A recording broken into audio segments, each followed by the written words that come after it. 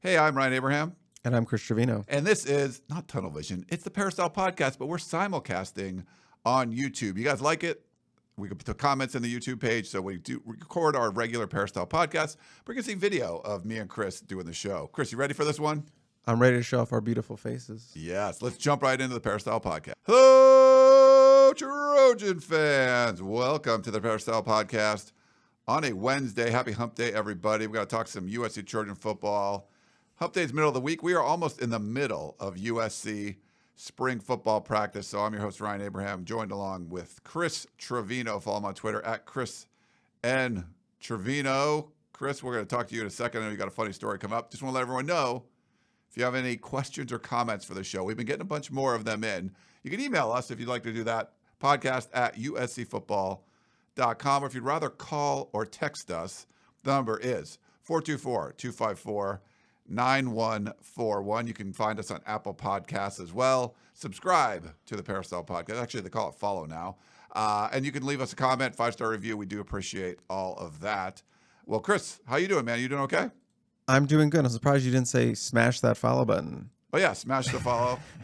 That's I borrowed that from our buddy Chip Patterson over at the Cover 3 podcast. But smash that like button. If you're watching, we also are simulcasting on YouTube.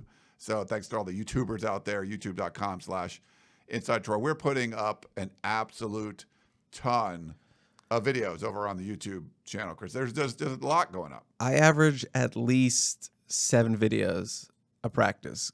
Wow. Get them up right after practice. So yeah, subscribe. You won't miss a video. You won't miss an interview from all your favorite players or guys you want to hear from. So yeah, it's just a smart move. The smart move. Yeah, check that out. If you want to, before we jump into things, I want to thank our sponsor, Trader Joe's. And if you want, I've had a bunch of people email me. Go over to traderjoes.com. There's always a lot of great ideas. I don't know if you're a big brunch guy, Chris. I'm a huge brunch guy. Oh, okay. Yeah, I mean, I'm not saying I'm not a huge brunch guy, but if there's bottomless mimosas and French toast, I'm there. All excellent choices. And so you can buy, so I'll go over to Trader Joe's and get the Prosecco. And then I like the pineapple. So they have a good pineapple juice selection over at Trader Joe's. Okay. So I do the pineapple mimosas, but they have over on traderjoes.com, easy breezy brunch. So if you want to have like your mimosa, but then something kind of quick and easy, they have a bunch of options there. There's give me my quiche. There's mini croissants, chicken sausage burrito. Breakfast burritos are probably one of my favorite things, so I got to definitely try that one out. And they have an acai bowl too. So, but I'm with you, Chris. I want the bottomless mimosa. Yeah, I mean, we don't get to cover practice on Saturdays, so we have a lot more time on the weekends to go do stuff like brunch. Yeah, I love me some brunch. But thanks again to Trader Joe's for doing that and being a part of the show for a long time. Chris, before we get into things, I guess you have a funny story you want to share? I mean, I just had this sort of my outside life kind of colliding with my work life, and I just wanted to share it. I forgot to share it on Tunnel Vision, and I didn't share it the last week on the podcast, but I was at this like antique bookstore kind of deal, and they also had like a bunch of sports collectibles, and the guys who ran the booth were there, and they were just kind of talking, and I bought something from them.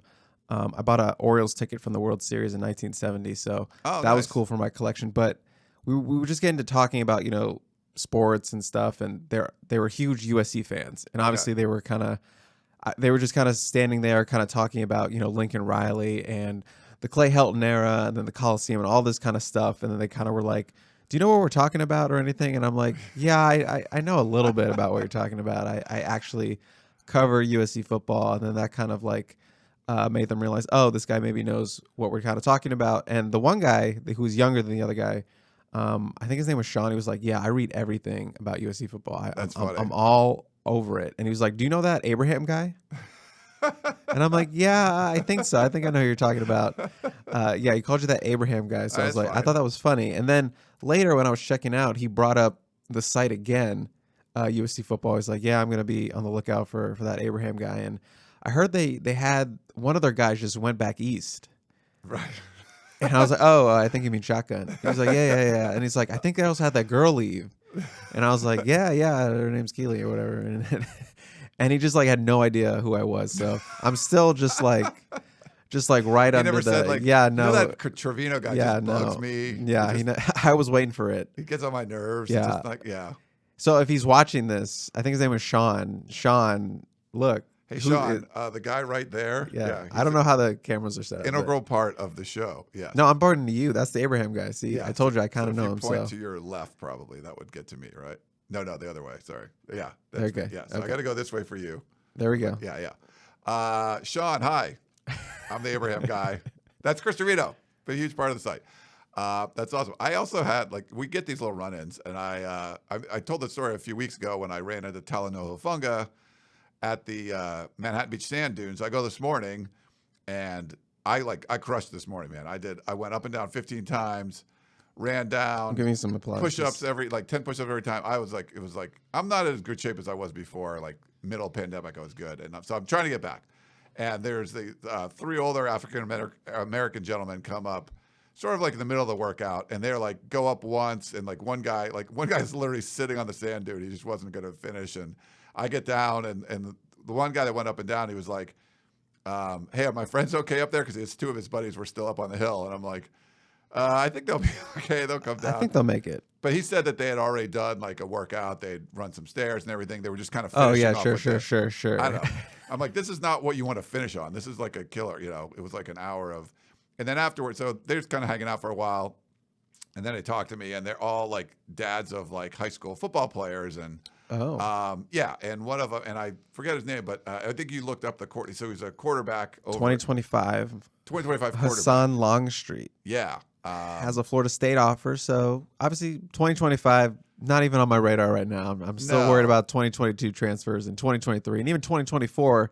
We just had the top 247, top 24 rankings come out. You can check those out on 247. Yeah. You got how to plug, but I'm not even 2025, not even on my radar. But as a local quarterback, could be someone big. Already has the FSU offer, so just a name to kind of store in the back. Yeah, and I think their sons were all at Inglewood, so I'm going to go over there. I think he has an older brother at Inglewood too, so I told him I'll go check out spring practice. It starts in a couple weeks. I haven't been to Inglewood for a couple of years, but I used to go over there. A lot of talent over there. There's a bunch. They had some transfers in. He transferred in from Los Al. Obviously, there's a pretty good quarterback there now. Malachi Nelson, of course. Sources say. But I had a 24, not this one, but I had a different. I always just wear 24/7 Sports T-shirts apparently, and I had one on, and they were like, ask blah blah, and I started talking about, I run the USC. I'm like, oh, and then they were asking questions about getting their kids recruited and all this kind of stuff. So it was interesting. But yeah, people just kind of talk to you about this industry. It's funny when you bump into people like that. So, and I just want to say, I like the purple.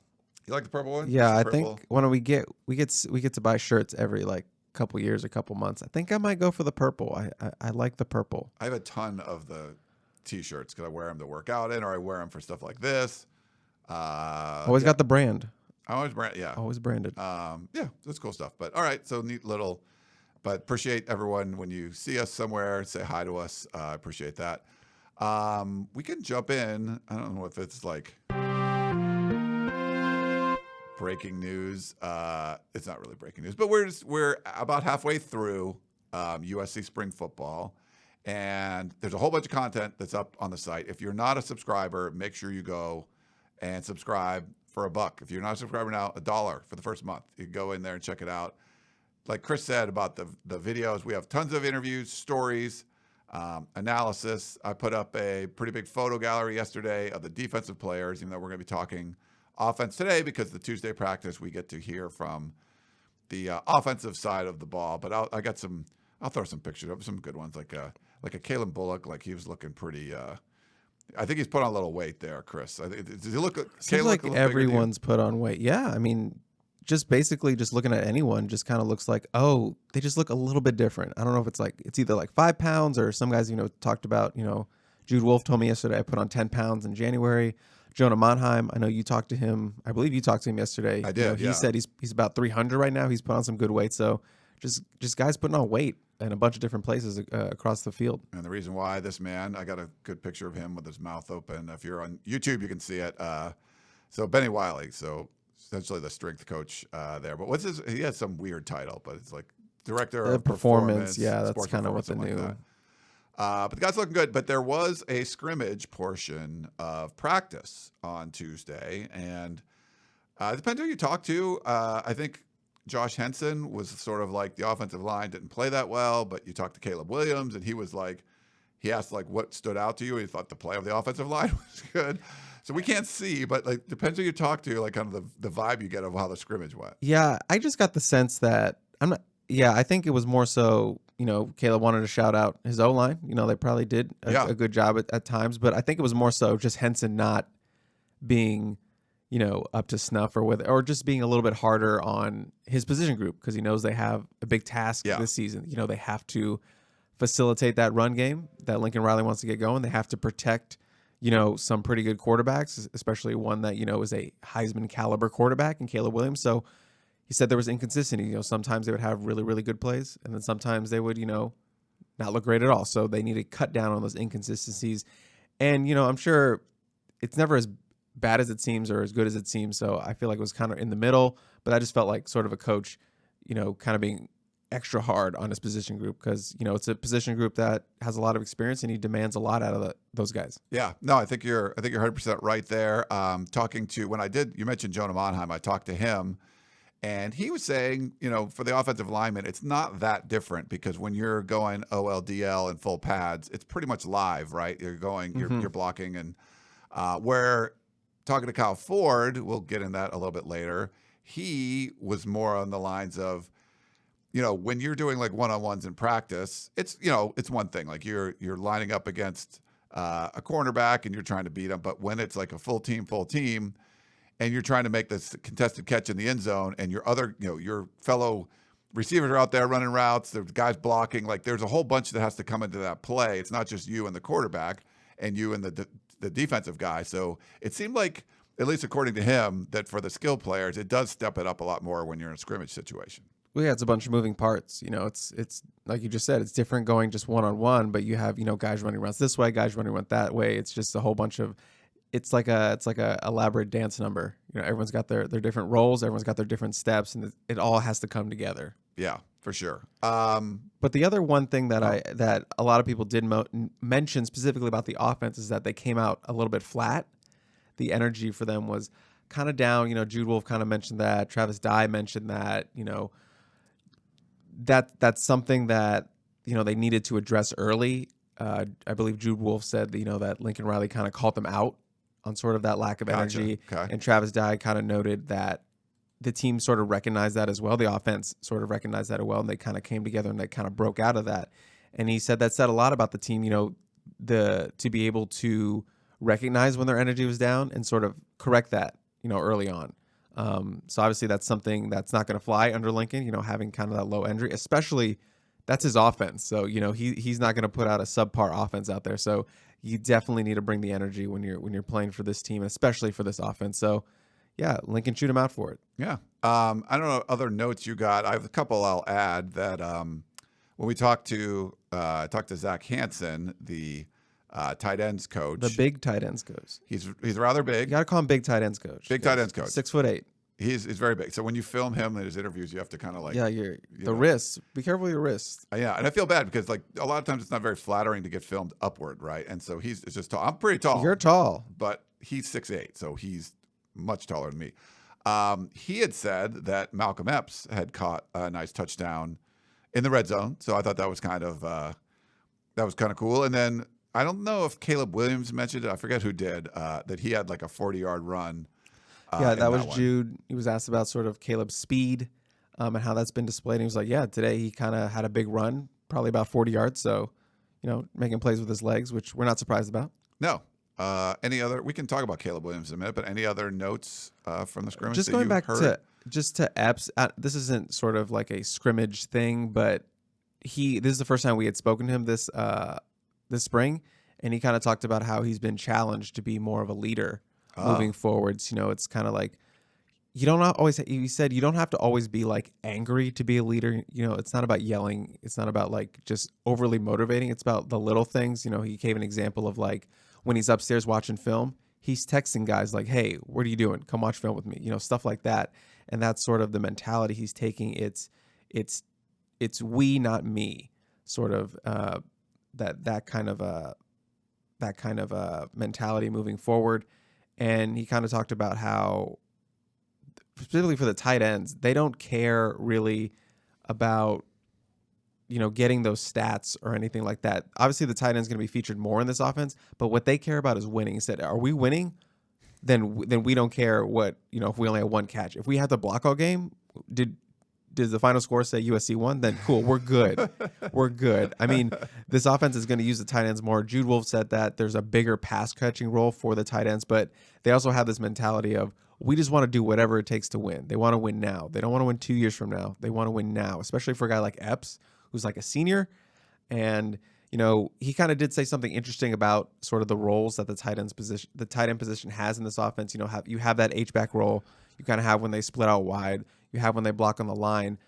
He sort of mentioned that he has sort of been holding down the Y position. So he seems to be more the guy who's moved out wide for the tight ends. And then Jude Wolf, his quote was, Jude Wolf is holding down the H-back position like a grown man. So it seems like Jude is being more utilized sort of in that backfield as an H-back position. And Epps said, I want to get more H-back roles. So that's something I want to prove. Not a lot of people think I can sort of play that role just because of his size at 6'6", borderline 6'7". So he says, I need to get more of those roles. So that's something he's working towards. So, pretty good day talking to the tight ends. Got a lot out of that. And they're really thin right now, obviously, because Lake McCree is still out. Yeah. Not really sure where Ethan Ray is at this point, but it seems like he's doing a lot more. Josh Fallow is hurt. So really they only have 3 healthy scholarship tight ends. The Malcolm Epps, just watching him, I think I saw like an off-season interview with him. It might have been like with Mo Hassan or something. And I just came away. I think we were talking maybe on Tunnel Vision, and I was like, he was a pick for me. Like, he's going to be someone that has a breakout year. And I'm feeling pretty good about that right now. I just feel like you look at him and you're like, that's a grown man that can play football. And now you're going to be in a competent offense and where they can utilize him. I just feel like there's going to be certain players, Chris, that just you're like, what's going wrong with them? And then in a new system, and they're just going to shine. I think he's going to be one of those guys. Like get unlocked. Yeah, bet. Yes. Was that good? Yes, that was it. That was it. I'm so proud of you. Thanks, man. We talked a little bit about Caleb Williams taking off and running, like, how fast he is and all that kind of stuff. But when we talked to him, and let me put up we talked to him, it sounds like he wants to run less. Right. So that was kind of an interesting comment because a lot of the talk was about, well, he's going to be like this running quarterback and blah, blah, blah. But no, he says he's going to run less. Obviously, he's a really good, dynamic, mobile quarterback. Ran for, I believe, 442 yards, so almost 500 yards last season. 6 rushing touchdowns to go with his, impressive passing numbers. But yeah, he said, actually, I've been working on running less, kind of sticking in the pocket a little bit more, not taking off as much. And he kind of rationalized it as, I have to trust those guys up front. I have to trust those offensive line, those older guys, those vets to do their job, and their job is to protect me. And he said, I trust them. And he also kind of said it's sort of more so becoming finding that perfect balance between being a runner and a passer. It's not saying he's eliminating running from his game at all. No. He wants to sort of, find the perfect time to run, or, know when it's time to kind of stick it out a little bit longer in the pocket. He did admit that there were times last year that he was too quick to run, but he also admitted, it was vice versa. There were times where he stuck too long in the pocket and kind of should have just ran. Yeah. Should have just ran. So, obviously that's something he wants to take his game to the next level. And one thing you can do is kind of find that balance in the pocket, knowing when the play is over, throwing it away. He said, I don't want to be in a 1st and 10 and then not knowing when the play is over and then it's 2nd and 17. He wants to live, what is it? Live another day, sort of live another down, sort of. Let's not make it 2nd and 10. Let's not make it 2nd and 17. Let's make it 2nd and 10. Yeah. So kind of just, just being smarter with the football, just having, advancing that football IQ and kind of knowing the situation and when to run and when to, stick it out a little bit longer to make the throw down the field. Now, he didn't start the whole year for Oklahoma. And so this was funny. So we get to go to practice. We film some stuff in the beginning, take some photos, social media things, and then we have to leave and we go to the media room. And Ryan Karshi from the LA Times had asked, when's the last time USC had a quarterback that had 75 rushes in a season. And I assumed it was because Caleb Williams had more than that. I just looked, I didn't even know before. So last year he rushed 79 times, 442 yards, 6 touchdowns, a long of 74. Now I think those include sacks and stuff too. Mm-hmm. But, and so he was like, when's the last time that happened? And when I was in school, I remember Reggie Perry was like kind of the emergency quarterback one year. Wasn't the greatest thrower of the football, but I remember him running a lot. So I just said Reggie Perry. And I think Ryan he thought it was Pat Hayden. And he's like, oh, wait, no, you're right. It was Reggie Perry. And so everyone's like, oh, I'm like, yeah, well, I was in school then. And that was the year they lost to Memphis State. USC lost to Memphis State and then beat like a top 5 Penn State the next week. But yeah, so the talk would be, or you got to have a quarterback that's going to rush for more than 75 yards for the first time in a long time. And I guess before Reggie Perry, it was Pat Hayden. So there's not a lot of history of USC quarterbacks taking off and running. But just from his comments, Chris, it sounds like he'll run, but maybe not. I don't know. Does it mean less design runs, or is it more of like when you're dropping back to pass and there's nothing there, maybe you're still trying to find something as opposed to just taking off and running? And will they still call a lot of design runs or a lot of run pass options? It'll be interesting to see how they kind of handle that. Yeah, I don't know if that sort of includes design runs, because those are design runs. That's what they're meant for. A QB draw or sort of kind of this RPO action. I think it's more like dropping back, sort of trying to feel the pocket out, feel where the play is developing, and maybe letting it develop an extra couple seconds more before making that decision to run, and not just bolting 2 seconds into it. I think that's more what he's talking about. I don't think it really affects the possibility of more design runs for this offense. I would still expect a good amount of design runs, smartly executed by this offense, and when a defense is least expecting it, in the red zone, those kind of areas where a guy with his legs can be more dangerous. Yeah. Well, let's stick with Caleb Williams, because we do have a little bit of number controversy, because Caleb Williams wearing number 13. USC already had a number 13 on the offensive side of the ball, Michael Jackson. And right now, they have different jersey colors because Caleb Williams is wearing a gold one for the quarterbacks. Right now it works. They're both wearing 13. And what did you learn about how this is going to be resolved? Because they could not play in the game. He won't have a gold jersey. You can't have 2 13s. What do you think is going to happen here? Or what have you heard? Yesterday? They were asked about it. Both of them. I was in both scrums. Caleb kind of had that smile. That personable smile. Is like, we haven't worked it out yet, but we will get it sorted out. And then he kind of left it at that. And then the same question was asked to Michael Jackson in his scrum, and he sort of said no comment and kind of laughed. So, I mean, there was nothing really telling in those 2 answers. Just that something will be worked out. I have a hard time believing that the potential starting quarterback doesn't get his number. But I mean, we're gonna see. But he does have that Beats deal. Maybe Michael Jackson needs a new pair of Beats. Yeah, a little of incentive to try to nudge him towards a new number. But I believe that is his like number. I mean, that was the number he wore in high school, so it does have value to him in that regard. So I know it probably won't be easy to give up your number. Yeah, well, we've seen this in the NFL where a star goes from one team to another, and there's someone that has that number already. They get paid. They get like a Rolex or something. We haven't seen that in college, but now with the NIL, like Caleb Williams could be like, yeah, I'm going to make it worth your while to switch numbers here. Look, if he wants my number, you can write the check, and I'm good.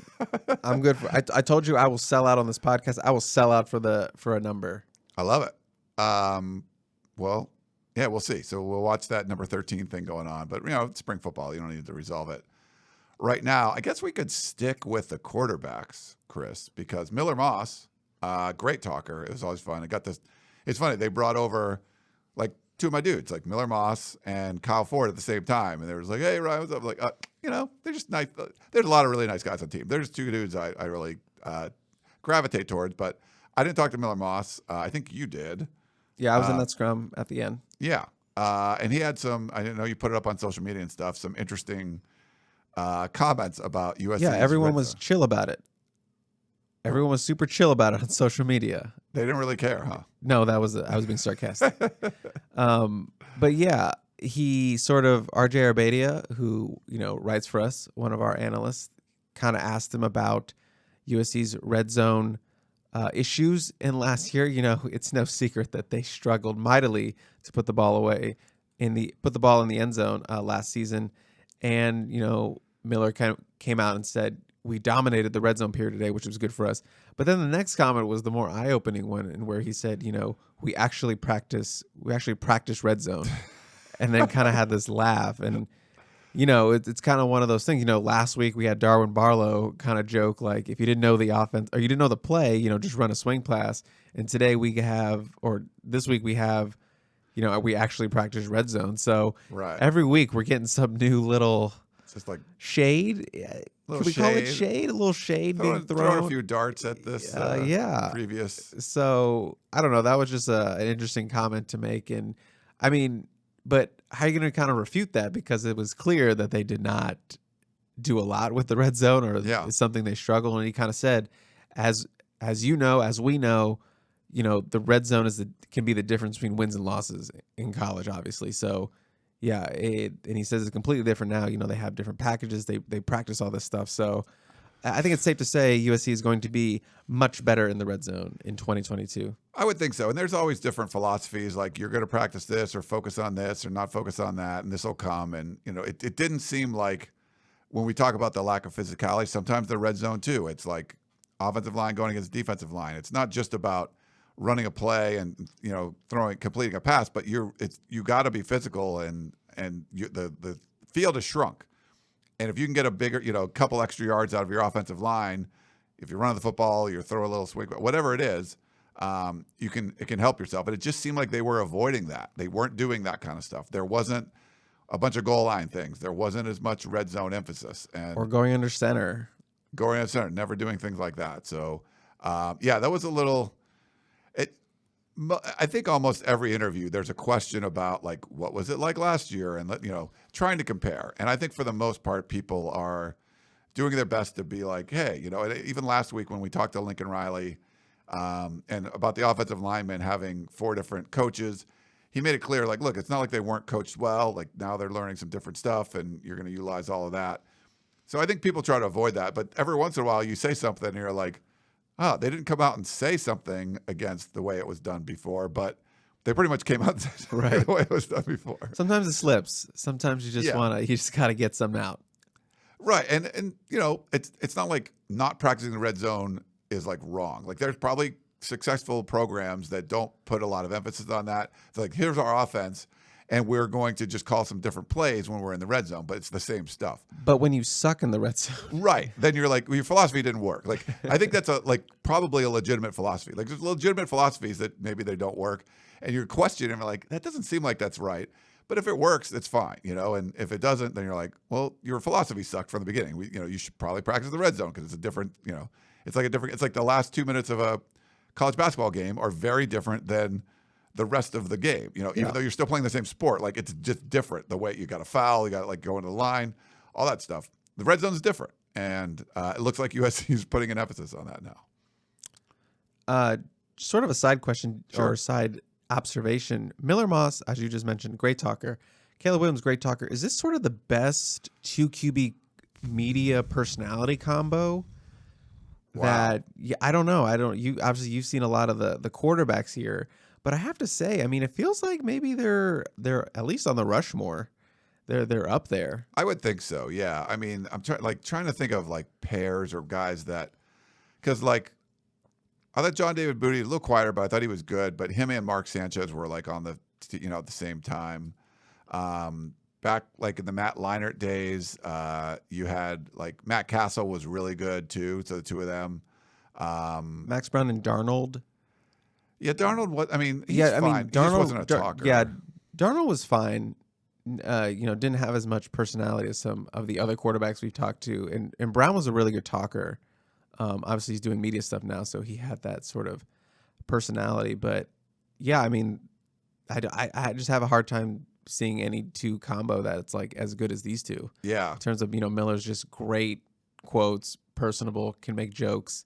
And then obviously we've mentioned it before, just Caleb has complete command of the media. He's just so comfortable up there. They both are. So really good quotes from the QB room. That's all we're saying. Matt Barkley was really good. So a bunch of guys, but I'm trying who was Barkley's backup? Oh God. I don't know. Like off the top of my head, I don't remember. Was there like Mitch Mustaine? Did he come in around then, or was that later? We can Google it.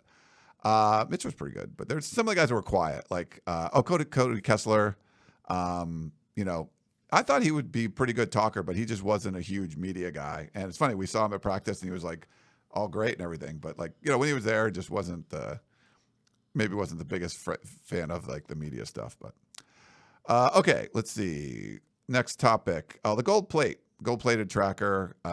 So it's a little weird. So if you remember the story we got last week, it's just, the Trojan helmet is going to be cardinal, just plain cardinal for everybody until they earn the logo.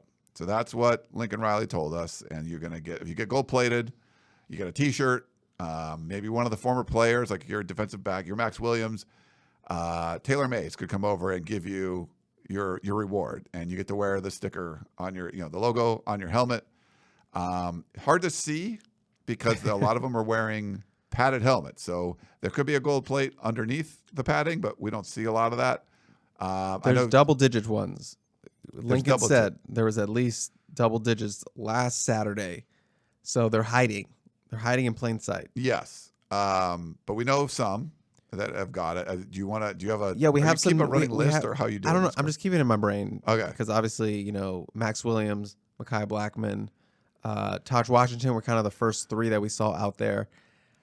More have appeared up this Tuesday. I noticed that Terrell Bynum, the Washington transfer, he has one, and then former walk-on safety Micah Kroom has a gold plate. He has been gold plated. Yeah. So those are two new ones, and then based off sort of like the media that comes out from USC football, the pictures and stuff, it looks like Shane Lee, the Alabama middle linebacker transfer, and Romello Height, the Auburn, the first off the team guys, first off the bus guys, the yoked crew, they have gotten their gold plate, and obviously they're linebackers, so they're covered up, so that makes sense. We can't see them, but it seems like the two SEC guys have also earned their decal.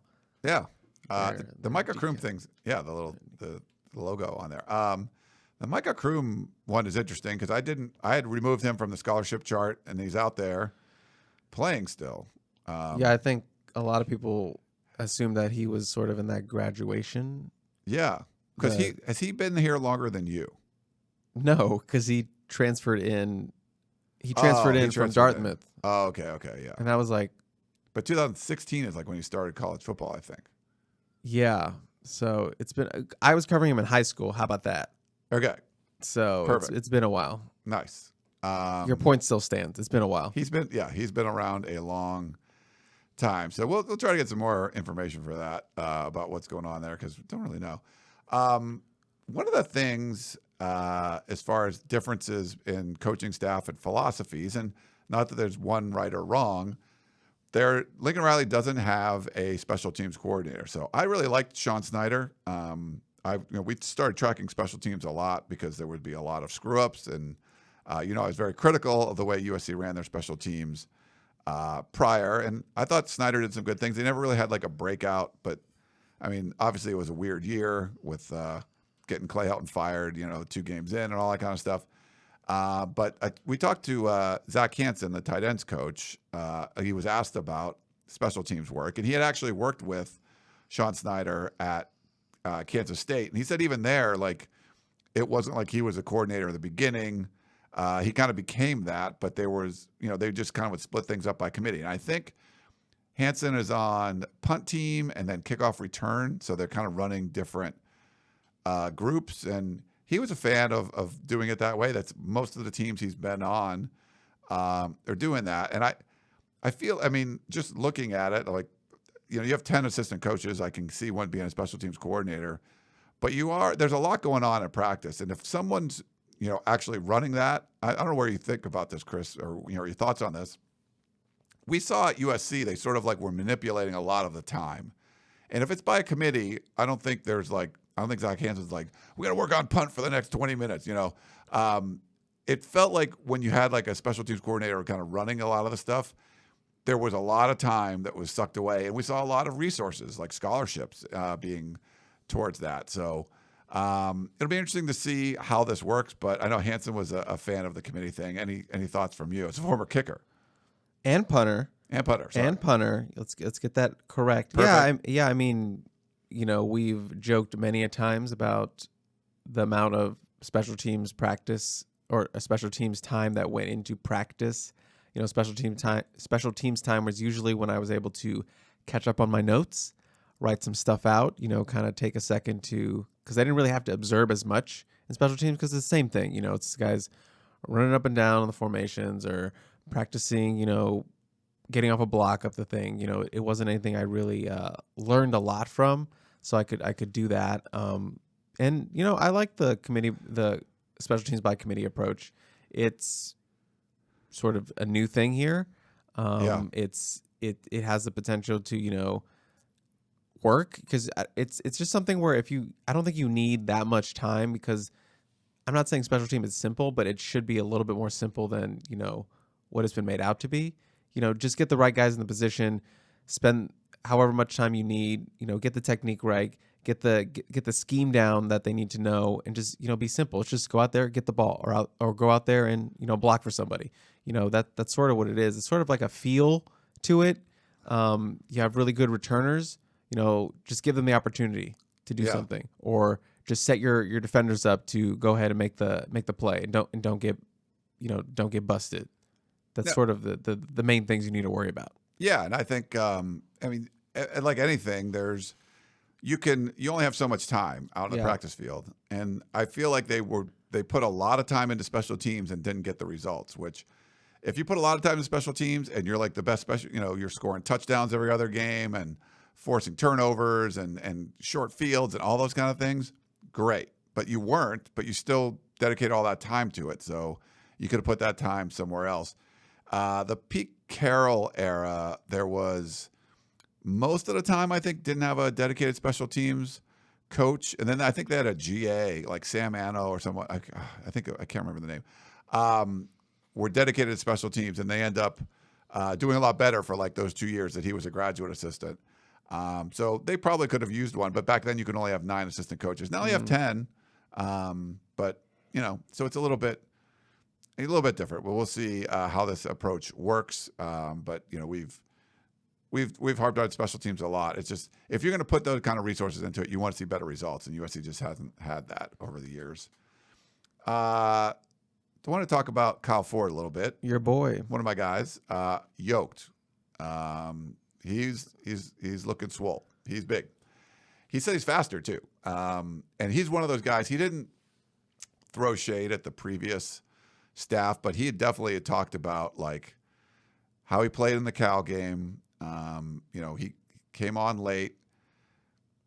He felt like he could have done that all year. And so I think there's some players that are going to have like chips on their shoulder that like, hey, I could have done these things last year. And something to prove. Yeah. I think he's someone that has something to prove. So if you're a Kyle Ford fan, you're like, hey, I love the 5-star guys. I think it just seems like everything's going to be open to him. One of the differences he did bring up from last year, like another question was asked, was about the, what your role being different, and he talked about blocking quite a bit. Where, especially in the run game, it seemed like the schemes were fairly simple. Of like, okay, just try to get in somebody's way. There wasn't like complicated blocking schemes for the wide receivers and complementing the run game. But it sounds like that's changed significantly, and he likes it. He likes the aspect of being able, asked to block more. He said as a bigger receiver, that's something he can excel at. He should be blocking more. Yeah. So that's one of the things to watch, where if the USC run game starts doing well, especially when you get to that second level and the runs outside, are the wide receivers doing different things in the blocking scheme? Are they really getting in the way? Are they trying to extend that run? If the offensive line did their job, the running back did their job, now you get to the outside, you don't get tackled right away because you have wide receivers making the right plays too, and it all seemed to be schemed up and coordinated.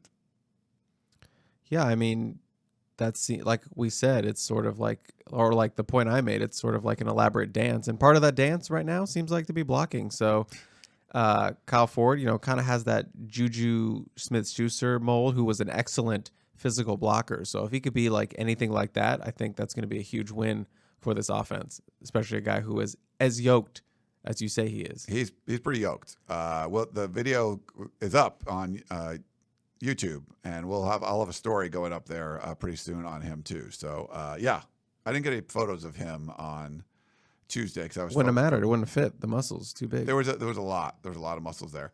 The other aspect that I thought this was interesting with the receivers, I don't know if you got the feel for this too, talking to anybody. We talked about there's a tight ends coach, but USC's never had an inside receivers coach and an outside receivers coach. So you got Luke Heward and Dennis Simmons. I think I got a photo of those guys.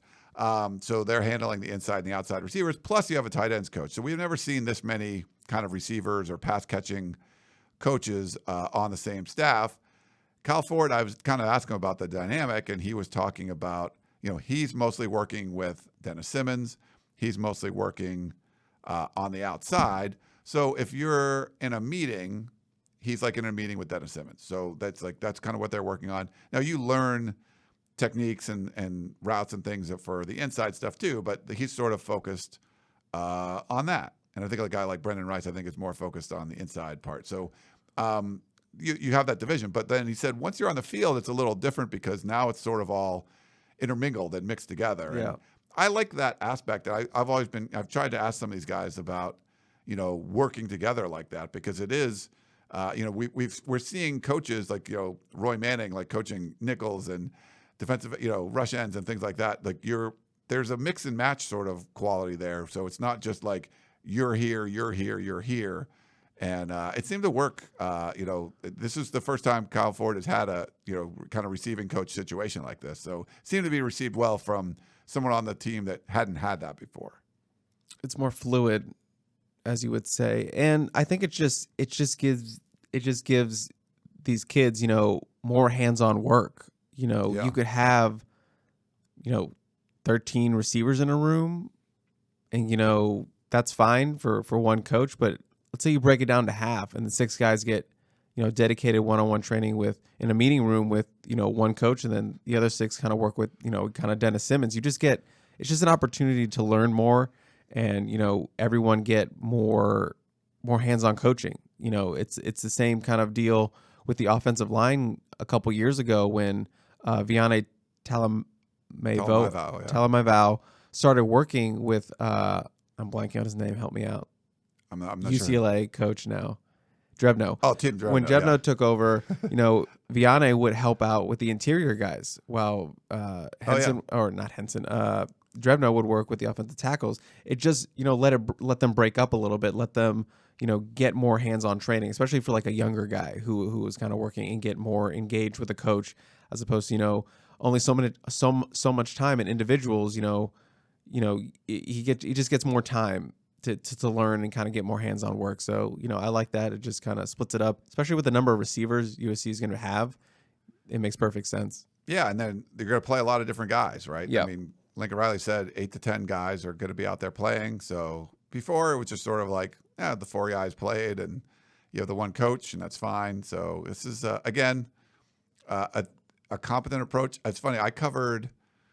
So USC's been running like spread kind of offenses for quite a while now, but they never really, when you coach though, when you're coaching a spread offense, like I covered Fresno State, like when Derek Carr was up there and Devontae Adams and stuff, and they had an inside wide receivers coach and outside wide. That's the kind of offense you were running. That was just what you do. And USC sort of was like trying to run that offense, but didn't really have like a guru of that offense. And then they weren't really doing what, sort of the basic things that you do if you're going to run an offense like that, is have 2 wide receivers coaches. They just haven't done that before. So, they have it now because that's what you're supposed to do. So it's a good thing that USC is doing that now. That's all the notes I had. Was there any players you talked to or coaches? One quick note. We did not get to speak to Lincoln Riley. He did not speak to the media for the first time. I think it was just a situation where he kind of left practice with someone, and then they tried to get him back, and it was like, let's just do it on Thursday. So we're going to be talking to him on Thursday. Yeah. So we didn't get any like kind of team update Overall, stuff, update stuff. from what's going on. Which would be nice because he'll talk to us after both practices this week. So just more more opportunity for him to, observe a full week of practice and talk to us. I wonder if that means they'll do Saturday. Interesting, yeah, because we get a Zoom on Saturday usually, but I would think so. I mean, that doesn't take too long, and but it's been good. We've the good thing, we're not watching as much practice, but we are getting a lot of opportunities to talk to players and coaches and get a feel for it. There's a lot of transfers, there's a lot of new faces. Obviously, the entire coaching staff outside of Dante Williams is new, so we get a lot of good opportunities to kind of gain some insight into what the players are thinking, what the coaches are thinking, what they're doing out there. We're just not watching as much as we do. So I feel bad when someone comes up and they're like, "Oh, how's Caleb Williams look?" I'm like, "Well, he looks good throwing a football in drills, but I don't really know just unless what people say." So right. All right. Well, why don't we take a quick break and we will come back and answer some questions. Back in a minute.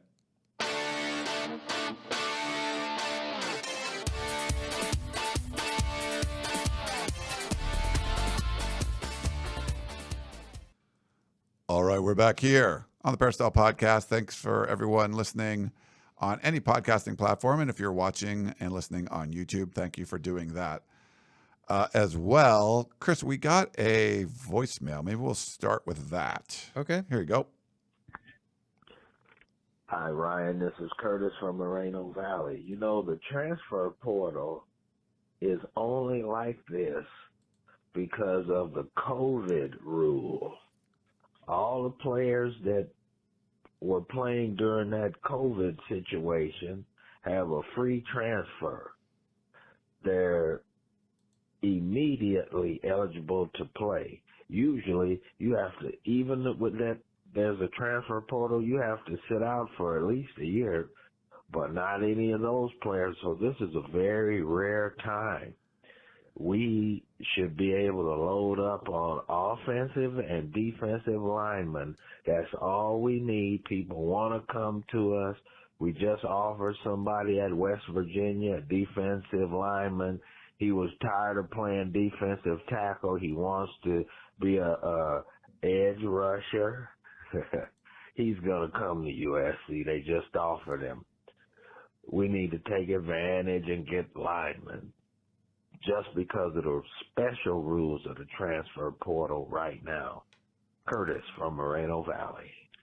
Hey, Curtis. Thanks for the phone call there, the voicemail.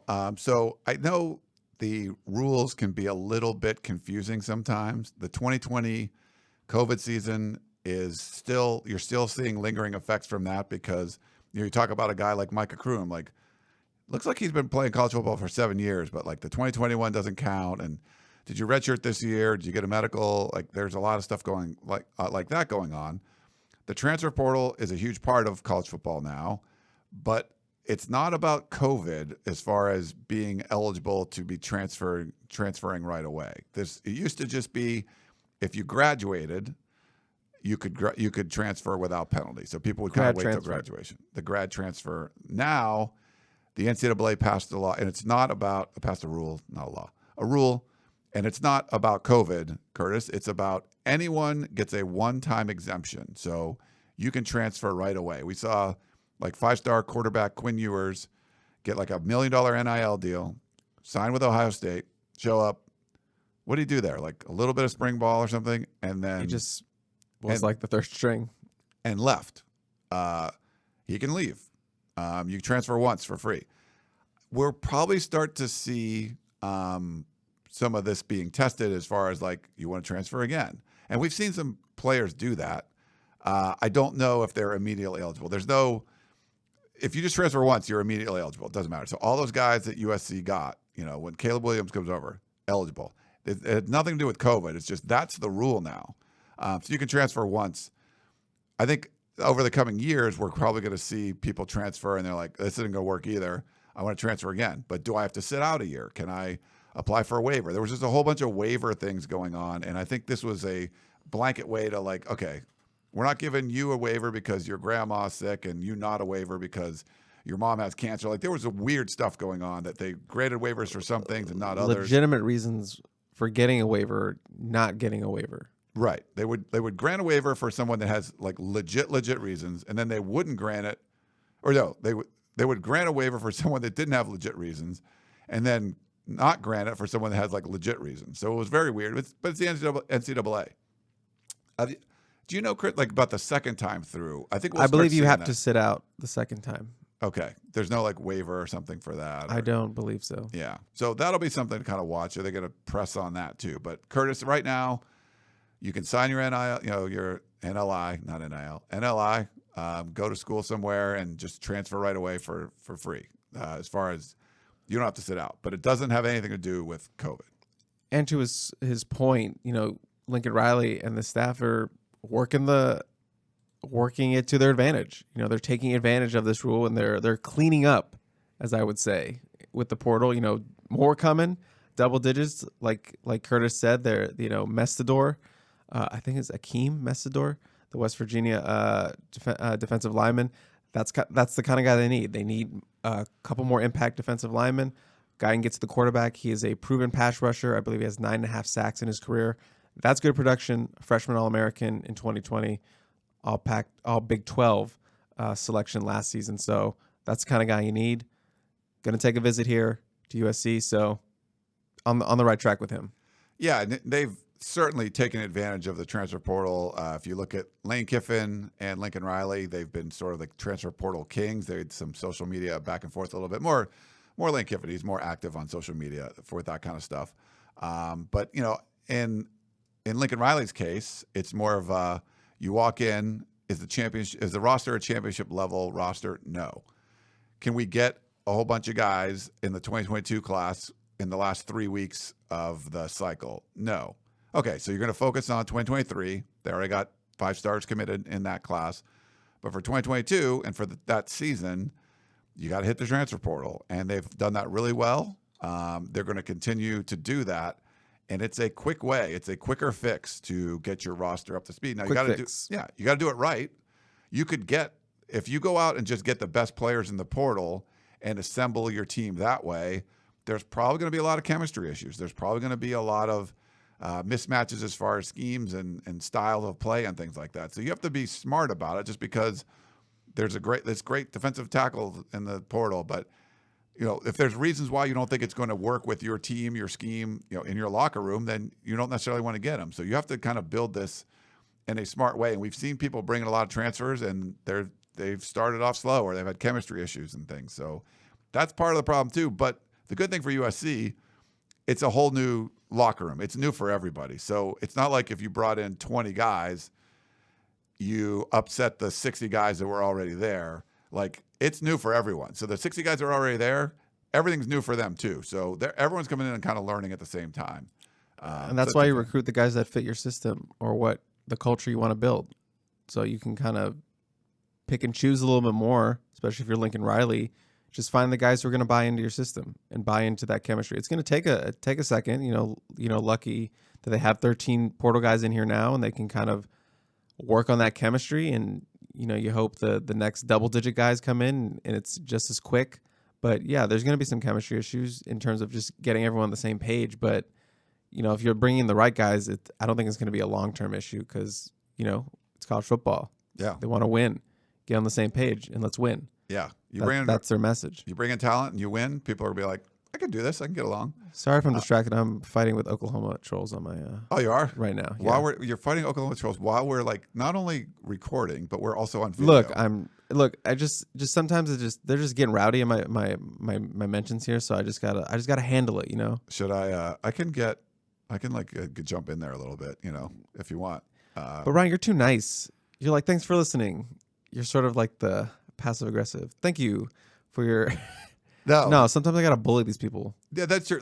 There's time and place for that. Like, don't take that clip out of context. No, but I usually sort of like kill them with kindness sort of thing, but right. I'm doing it in a mean spirited way. I'm saying something to insult you, to make you look stupid, but I'm going to do it if you look at it from the outside, like, oh, that seems really nice. Like, I feel like there's a little nuance to that one. Sure. So I try to do it that way. they're trolls. Right. They're dumb. They're not going to get that. You want like their friends to get it, and they don't realize they're just Right. they got crushed. Right. So they go to bed at night saying, "I owned that." That's guy. a high IQ kind of play for you, but No. you're not dealing with the high IQs, you know? It's Twitter. It's a cesspool. I'm just trying to bring a little order and poke fun. Right. Poke fun a little bit, you know? It's so easy to trigger people. There is a debate, though. So, we each have, more than 10,000 followers on Twitter. You have, it's not like a Kardashian, but, significant in our world. And if someone who has, an egg for a avatar and they have 10 followers tweets you something dumb and you quote tweet them, which basically is like, they could say the smartest thing in the world to you and no one would really know. Like they could zing you bad and no one would know. But if you get them okay, but you quote tweet them, you really are crushing them because then a whole bunch of people will jump on them. And it's sort of not a fair fight. I guess you I don't care. Where do you stand on that? I don't care. No, let them get ripped to shreds. I don't care. If they're coming after you and they know that you have a following, it's well, all I have to do is quote tweet you and they'll have 50 people jump on you. I love it. I love being I think it's fair 11K too. certified or whatever. I love it. It's so much fun.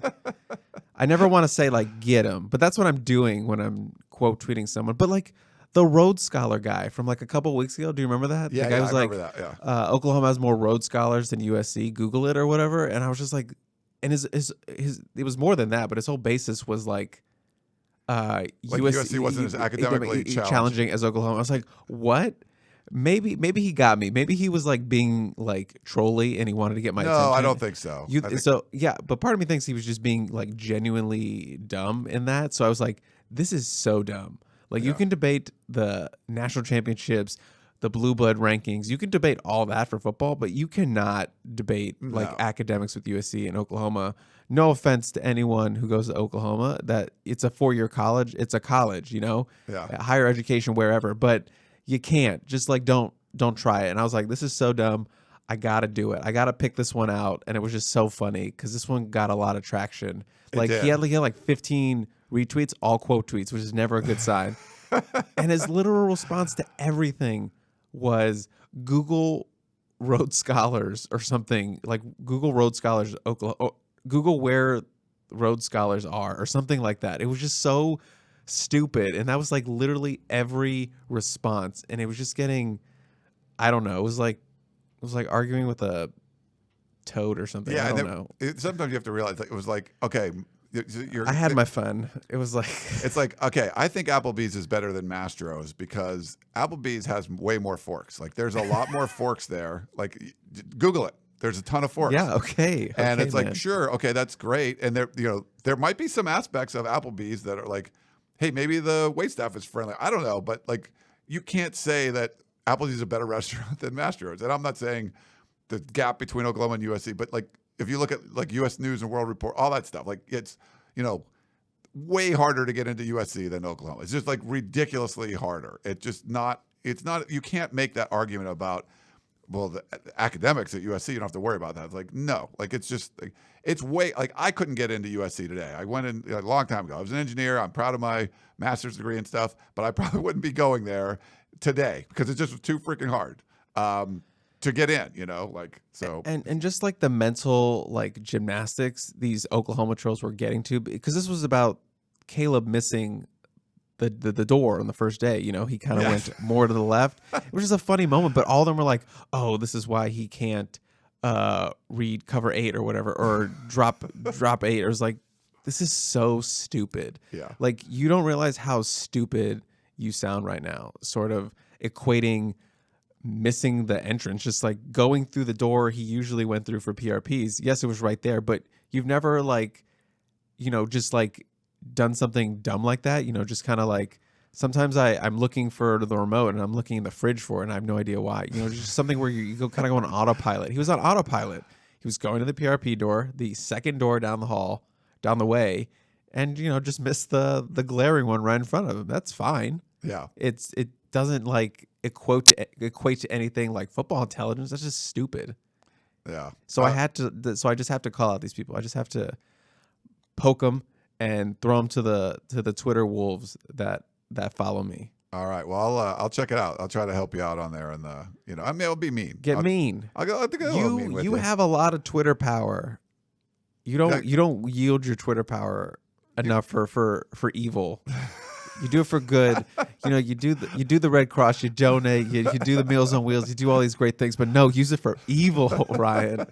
Destroy people. All right. Destroy these 150 followed trolls. It was funny. My friends tell a story. We did a quick one. We were over in Europe like a few years ago, and golf trip. A buddy's turned 50, and there was a whole bunch of us out there golfing and stuff. And my friend used ship sticks to get out, to get there, to get his clubs there. And the first 3 rounds we played. Shipsticks? It's like a shipping company. Basically, they just like ship it through like UPS or something. So international, or whatever. Okay. If you don't want to bring your clubs on the plane, which is kind of a pain in the butt, they'll ship them to the course. Wait, specifically for golf clubs? For golf clubs. Wow. Yeah. But so we were doing like 8 rounds in Europe, like over like 2 weeks, and he didn't get them for the first 3 or 4 rounds, and we were like complaining. He was calling, complaining. No one listened to anything. I'm like, well, let me try something. So I go on Twitter and say, hey, Shipsticks, what the hell, and like just tweet at them, and within like minutes they got a response. So sometimes you can use. And so they love telling that story that I got them to like jump, and they're like, "Can you ask your friend to stop?" Because then they still weren't coming, and I like tweeted again, and it was. You see that blue check mark? You get a lot of. You get a little more extra cachet. Yeah. On the Twitter, so use it, Ryan. Yeah. So it was fun. Use it. All right, we got a couple questions from David. He had wrote in. Let's do it. Email. He says, "Any idea how the new staff views linebacker Julian Simon? He was highly regarded when he signed." Any thoughts, Chris? I can't say for sure the early views on Julian. I know people have been asking about Rajon more. I can ask. I'm assuming Brian Odom's going to talk tomorrow, so we can get a little bit more. But I'm assuming it'd be very similar to what they say about all the young players, or especially linebackers. Is like, they're doing some good things. You need them to, make the next step in their game. Kind of that regard. But he looks bigger. He does. He looked like a grown man facially when he got here, but now, and he was a big dude, but he looks a little bit more like yoked up a little bit. So from what I saw, they were still kind of working. Him and Rajon were still kind of on that third team kind of range. So not exactly what you want to see, but you hope by the end of the spring, kind of can make a push a little bit, maybe to the 2 deep. But physically, he looks good. Yeah, I think so. I don't think I was in with Odom last week, and they talked about Rajon Davis more. I came in towards the end, so I don't know if there was any other talk of Julian Simon. I'll have to go back and look. But he's someone that he has you look at him and like he should be able to play linebacker, and we'll see if that's the case. He also wanted to know, for what you witnessed of spring practice, who looks like the top 3 fastest wide receivers? I would say Gary Bryant Jr. He's there. Mario Williams. I think he's got some sneaky speed to him. Yeah. I think you would categorize him more as like quick and agile, but I think he has that top line speed. And then I think maybe I'm going out a little weird here, but Brendan Rice. He's fast. Yeah. He's 6'2". He's a big boy, but for a big dude, he can run. He can run. I mean, that was kind of one of those eval points coming out of high school, is that he's got, impressive straight line speed. So I think he's number 3, which is impressive for a guy his size. So that would be my top 3 right now. Yeah, I think so. I don't know if Taj Washington's fast, but he's quick, like super quick. But he might not be one of the fastest. So I think, we haven't really seen them like run against each other or anything like that. Just the on-air stuff, and it's not even like they're not really going full whatever. So, but that would be my guess. But I don't know if that's unfair to like. When you watch Taj Washington's feet, though, like it's just smooth, very, very smooth, and there's just the ability to pick them up and put them down quickly is something he could do, especially when you're like moving and changing direction. Like he's just something that's really good at that. I'm pretty confident though Gary's number 1. Yeah, just like he had like low 4.4 speed in high school, and that was his deal. So I'm pretty confident he's, whatever your list is, he's got to be number 1. Yeah. Let's see. We had a text message from Matt in Huntington Beach. He put /India. Interesting. So I think this is an international wow text message. Have you ever had a question from India? We've had a lot of countries represented. I don't know if India. Interesting. We used to get like regulars from different countries. I love the international questions.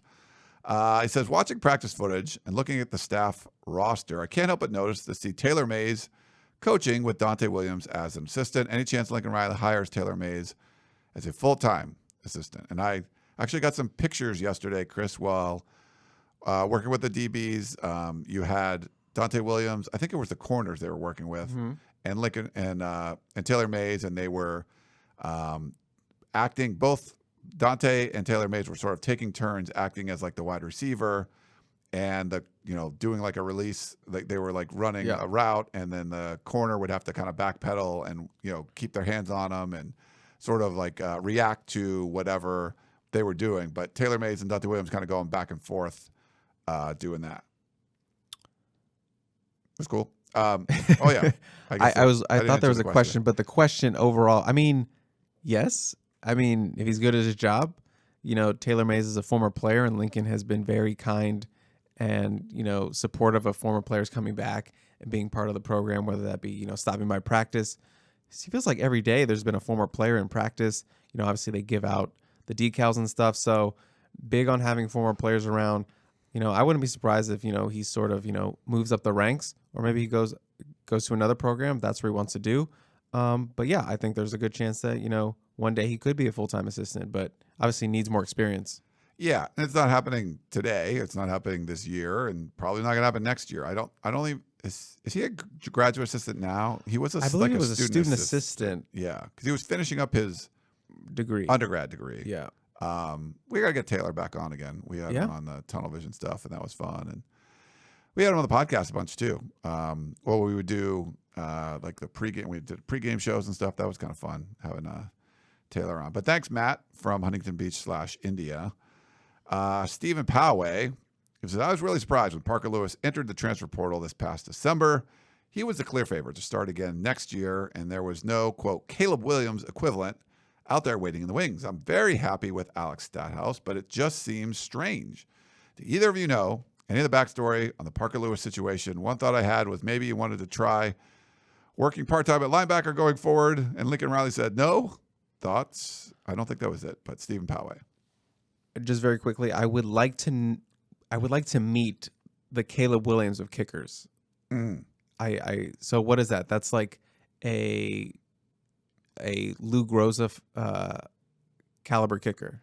Yeah, like the dude who's the San Diego kid, or the glasses guy that was at Georgia, like Rodrigo Blankenship. Yeah, so that would be he's an NFL kicker now. Yeah, with the Colts, I believe. Like a Justin Tucker kind of guy or something, like. But for the overall question, no, it's not the linebacker thing. It was just sort of a thing where, at least things we've heard is, it just wasn't a fit culturally is sort of the impression that I've gotten. Parker did have some off the field stuff that he was going through, and that's why he wasn't consistently starting last season. Alex Stathouse had to come in sometimes. Obviously one of those times was a targeting call. Was that the Stanford game? I believe that was a Stanford. It might have been, yeah. But there was off the field stuff, and that's sort of the things that we've heard. I've heard. So yeah, I mean that's sort of the deal. I just think it was a situation where it didn't look like it was going to fit for them. Yeah, no, I think you're right. And so one of the things where we talked about earlier, where hey, there's a guy like Kyle Ford that really wasn't getting a lot of opportunities, and now he might pop. There's guys on the roster that have a bunch to prove, and they're still there. And I think part of the reason why some guys come back is because of that. They feel like, hey, I could have been a contributor last year on a bad team, and I wasn't. And I should have been, and I could have made this team better. And I feel like there's some guys that are there, and there's some guys that were sort of like, they're gone for a reason. And they're, when they were okay with the way the culture was. And I'm not saying there's anything wrong with that, but this is going to be a different culture. There's a lot more accountability. There's a lot more, you're not skating by and just sort of like, hey, I was talented before, I'm just going to play now because that's the way it is. If you want to be a championship program, yes, you got to bring in the 5-star talent. Nick Saban brings in 5-star talent all the time, but there's a lot expected of them when they get there. And it's a different culture when your high school accolades don't matter anymore. And that's something that was talked about, this week in practice and stuff. There was Saturday, I guess, with Lincoln Riley. It's a different deal right now. And not every player is going to didn't sign up for that. That's not the program they were recruited to. The program that they're at now wasn't the same program that they were recruited to. And the reason the program is changing is because you want to win, and they weren't winning. I'm not saying that this one philosophy is way better than the other, but this is more, to me, from an outsider, is a championship type of philosophy. But it does expect different, there's different levels of expectations for your players and the coaches and for everybody around. And so I'm not saying that's exactly what was going on with Parker Lewis, but there was, some of that's going on, I think, with every player that end up transferring out. There's going to be different reasons why you don't want to be there anymore. And a guy like Alex Stadhouse was transferring out not because he wasn't starting, it was because he couldn't afford to be a walk-on. And so Lincoln Riley gives him a scholarship. He's already proven himself on the field. I think USC's in good hands there. Parker Lewis looked like he could play football like any other position, He's a big dude. But for whatever reason, that didn't work out. And, now USC's moving on.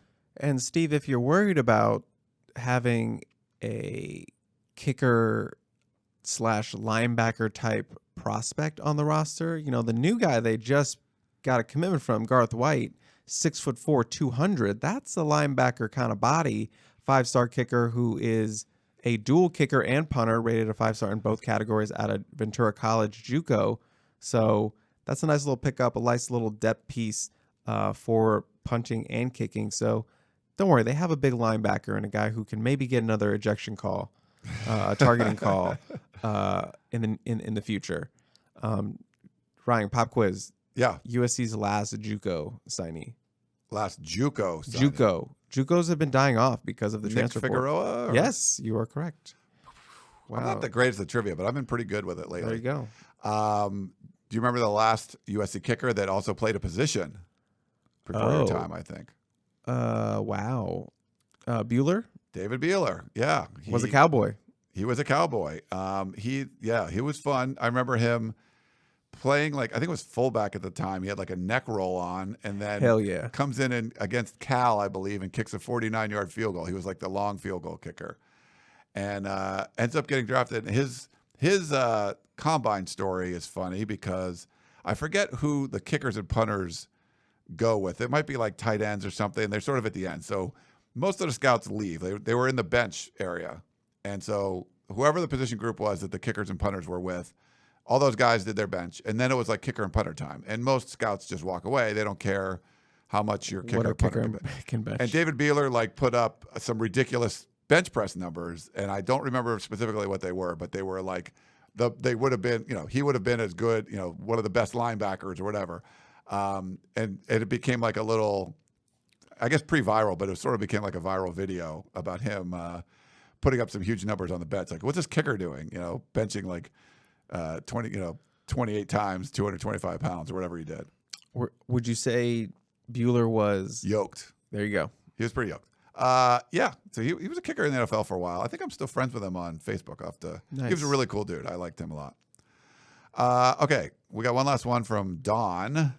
So a long time ago, people were saying that Oscar Robertson took a pay cut. This is a long time ago, when he left the University of Cincinnati and joined the NBA. Well, now it is true, and will be happening frequently. College players going to the NFL will actually be taking pay cuts. How do you think the cut in pay and loss of power will affect future NFL players? I don't see a lot of pay cuts happening. I mean, if you're a top-end player, what, you're signing for $50 million? Yeah. That's not coming in college, baby. I know the rookie contracts aren't as good as if, your second contract and things like that. But yeah, this, you're talking about elite players making, a few $1 million over their entire college career. That, say a college player somehow makes $8 or $10 million in his college career. That was going to be an outlier, the rarest of the rare. A Reggie Bush. if you're that good in college, your first contract will beat that. So I don't think there's going to be any pay cuts. And I don't see players getting more than, like, 8 figures. It's probably not going to happen. And it would have to get to that point for you to be able to take a pay cut to go to the NFL. And if there could be some player that makes a couple $1 million in college that just isn't good or good enough for the NFL. Maybe they're a great like college quarterback. Mm-hmm. They're like a Johnny Manziel, but they're not really good enough for the NFL. But he even got he was a first round draft pick anyway.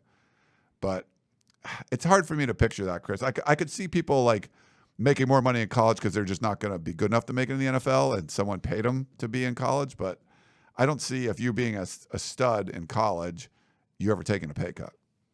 Yeah, I don't think that's going to happen. I mean, at least like maybe for like a 6th round guy or something, maybe it entices you to come back for another season, something like that. But for the higher end guys, no. I mean, no one's really touching that kind of money unless you're like some sort of super outlier.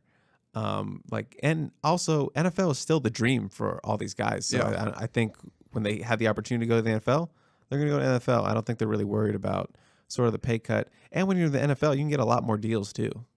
Oh yeah, you can. I mean, that's I don't know if that's. I see what he's saying though, but I don't think it will be a thing. There'll be guys that make money in college that won't make money in the NFL for sure. So if you can call that a pay cut, but they weren't going to be good enough to make it in the NFL, but they actually got paid in college, which is great. And the NIL will probably have some changes coming to it in the future once it gets, So right now it's the Wild Wild West. There'll probably be a lot more regulation down the line. So I don't think they're going to have to worry about that for long in terms of this whole pay cut theory. True. All right. Well, hour 15, hour 16, not too bad. Chris, we had a lot of topics up at the top of the show. And we appreciate all of the questions that you guys have sent in. And we went a little off topic. We had some off topic. We had some trolling convention, not convention, like TED Talk, just kind of giving our thoughts on trolling. So yeah, getting recognized out in the wild, or talking about the site out in the society there. We have a bunch of different stuff. I did my restaurant analogy. I thought that was a pretty good one. Always got to get a food restaurant analogy. I try to mix them in there. I don't know why. I just always think of them. But restaurants sort of like kind of like a microcosm for society sometimes. It's just a lot of it works at different levels. Any last words, Chris? Are we out of here? I'm good. I'm still handling trolls right now. So all right, we'll let you get back to the troll handling. That is Chris Trevino over there. I am Ryan Abraham. Thanks so much for listening to the Peristyle Podcast. And if you're on YouTube watching the simulcast, we really appreciate you being part of the show. Download, subscribe, tell your friends. It's going to be a really, really fun USC football season. Something we couldn't say for many years. Just seeing halfway through spring football, it's just different, everyone. And so I think jump back on. A lot of you have jumped back on the bandwagon. Come on the site, uscfootball.com. We got stuff going up constantly, lots of content. You probably can't consume everything that we're putting up there because there's just a whole lot of stuff going on. So if you love USA football, you're in the right place. Make sure you check out here and over on the site at uscfootball.com. So for Chris, I'm Ryan. Thanks for tuning in, and we will talk to you next time.